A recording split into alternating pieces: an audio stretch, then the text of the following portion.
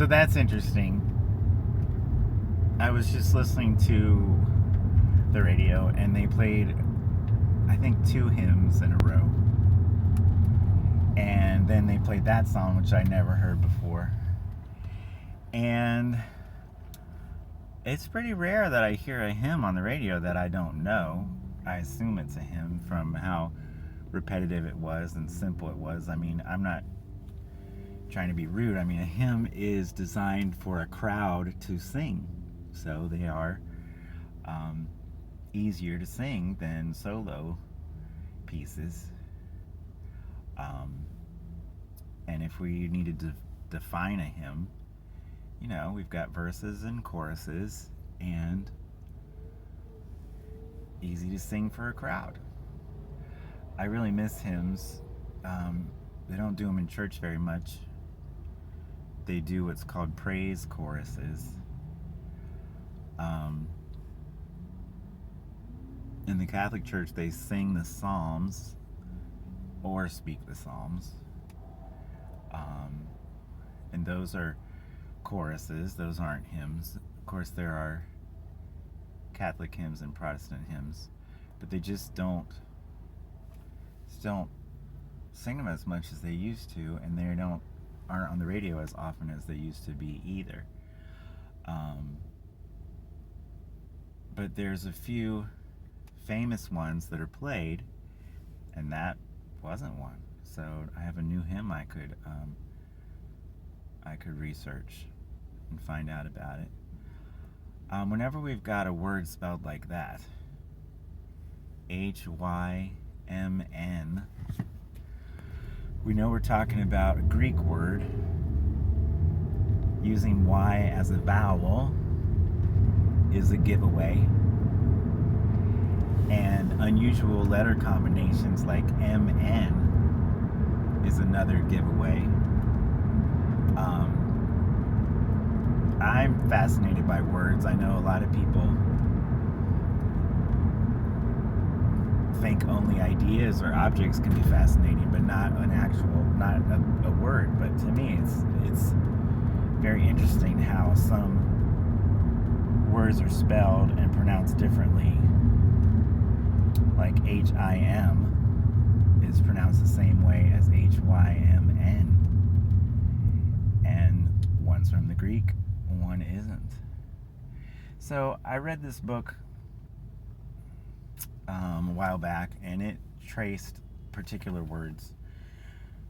And it said that 40% of English was Greek to Latin to Old French to English.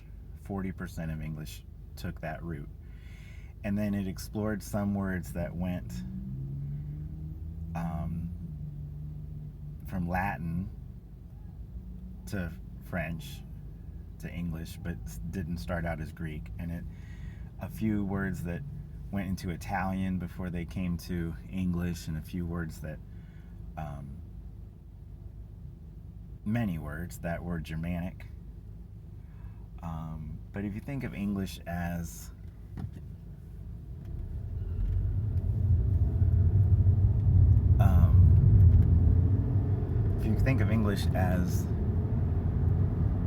German's cousin who lived under the Roman Empire for a while, then you've got a pretty good idea of what in the heck English is.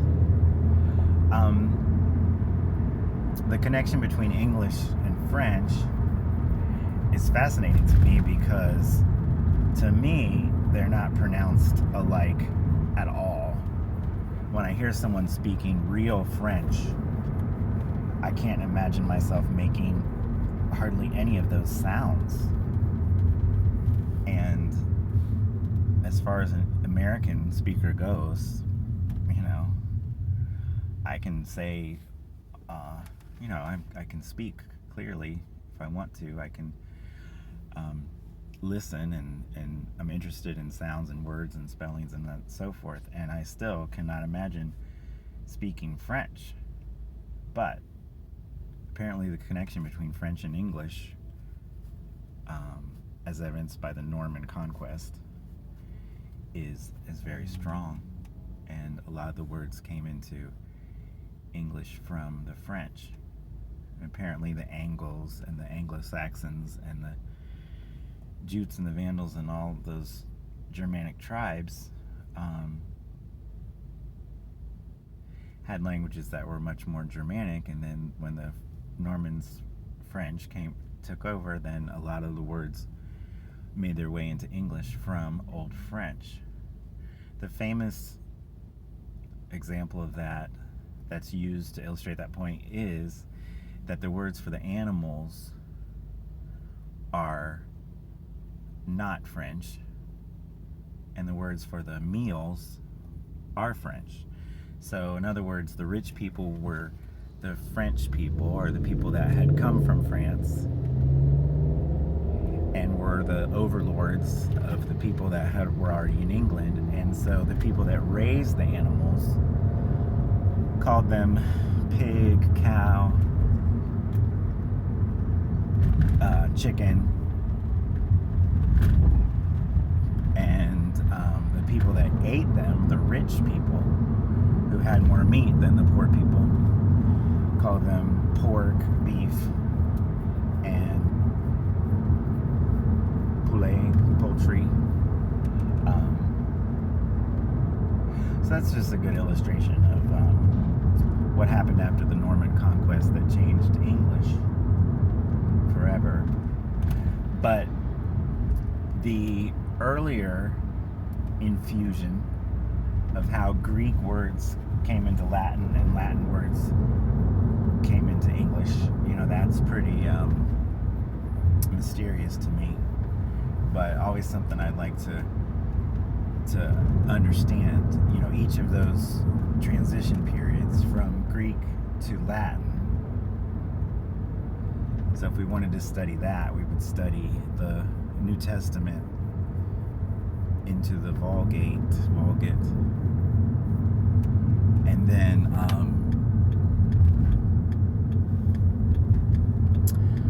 Latin to French. I don't know what you would study. The Song of Roland or something, Lancelot myths. I don't know. And then the transition of the Norman conquest, William the Conqueror, and of course now we've got English words that are spread all over the globe from I would say a double-pronged attack, who knows, maybe it's not intentional, but double prong of technological words, and pop culture words. So with American movies and music being preeminent in the world, with stiff competition from Indian, English words are going all over the world, and with technology, with stiff competition from, China, English words are going all over the world. But of course, what's different about English and French that I also find fascinating is that they're separated by the channel, which has a channel,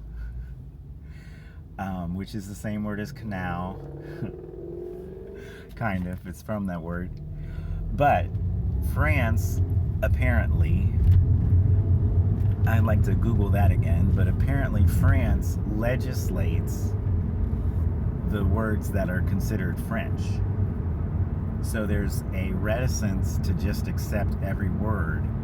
If there's a good French word for something, then it's considered better to use that word than to just adopt a more pop culture or a more expedient international word. Whereas in English, we just seem to collect words from all over the place, and we have all these different synonyms, and we've gotten so out of hand with the amount of words that can be considered English that we don't really define words with sentences anymore. We just define words with synonyms, and you really can't define a word with a synonym, in my opinion. That's two different things. The definition is different than a synonym to me. But there's that evidence of the Greek origin, synonym, S-Y-N, Y used as a vowel. So that's a word that came from the Greek that probably went to Latin, then to Old French, and then to English. That would be the guess. Again, it was 40% was the estimate. And that book was written in the 60s or 70s. So as we've gotten more words from other parts of the world, I'm sure the 40% has decreased. Because I'm sure in that time we've gotten a few words from French, but we've also gotten a few words from Japan and India and China and every other country on the planet, because we just are getting words from everywhere now. Not just words from across the channel, the tunnel, the channel. So, we've got our English and French connection, which to me is written, not pronounced, because like I said, I can't pronounce French. But I know when I was in England, I could understand very little of what people said unless they were speaking slowly or the words were very simple. But when I was in Germany and Switzerland and Austria and other places that where English was a second language, I had a much easier time understanding their English.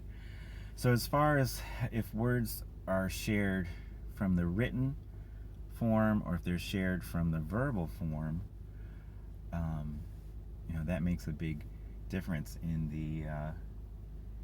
the spelling, I assume. I'm thinking that we already have conventions of spelling in every language, and if the word is shared verbally, then they'll just use the conventions that are already in that language, whereas English has adapted spelling conventions of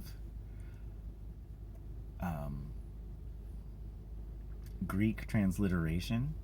How did that happen? Of Latin, of Germanic, and then of course the French, which also is based upon the Latin. So we've got all these different influences, and English just seems to grow and grow and grow as it accepts more words from all around the world. I know that German doesn't have that many words, and people are expected to pretty much know most words in the German dictionary, whereas in English, if you have an unabridged dictionary, it's so big and it stays in the library, nobody can check it out, and there's no way you'd know all those words, because if it's unabridged in English, it's just completely unwieldy and has so many words, it's ridiculous. And as we know, if we've ever thought about it, every dictionary is different.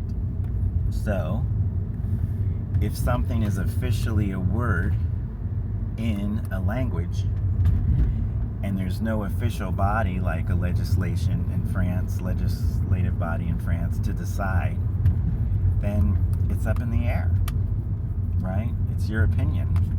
It's somebody's opinion if it's in the English language or if it's not in the English language. For instance, I believe in my lifetime there was a time when sushi was not an English word, and I would say that now it certainly is, and it probably has been an English word for a couple decades. And that's just one simple example that comes to mind. But there are lots of word origin stories that I find fascinating. I don't think I'm going to go into them right now because I'm just talking about the general outlines of what makes English. But See, there was one thing I was going to say to kind of wrap this up. Yeah, a good example of needing to know what words are considered English and what words are considered proper nouns is Scrabble. So Scrabble is a made-up word in order to give a name to the game, where you make words with letters, with tiles that are letters. So you need to know how to spell, and you need to know which words are considered English words, and you need to know how to exclude proper nouns, because they don't allow capital words, capital letters. You have to have a word that doesn't have capital letters, and that is considered an English word. And you can use a Scrabble dictionary,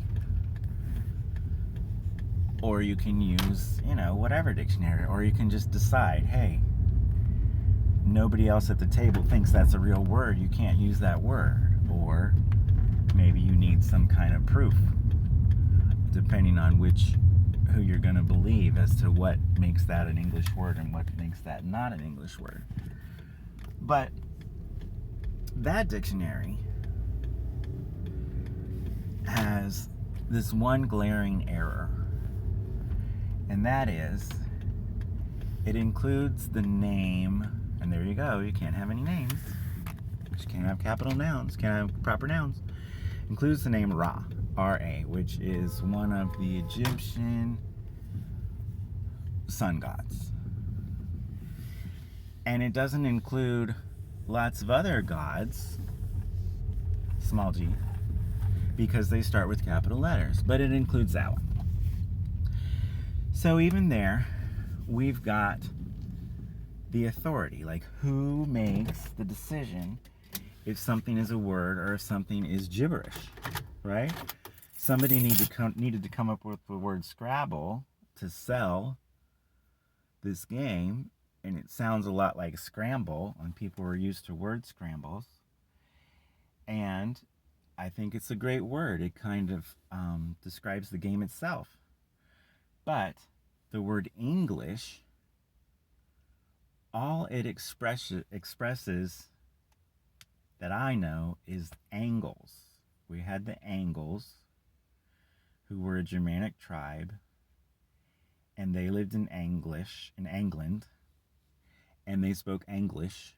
And then, of course, we've got the idea of the Anglo-Saxons, but that really expresses lots of different tribes who were in England.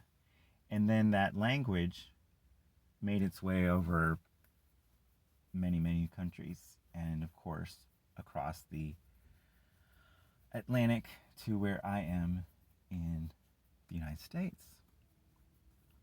So that's a little history of English. I find it fascinating. I could go down any of those little routes and go down lots of rabbit holes and arrive at some dead ends and explore etymologies and spellings and origins and so forth. But I'll stop right there and wish you a happy January 19th, 2022. Yep, January 19th, 2022. This has been 19 minutes. Maybe my longest video yet. Could be. All right.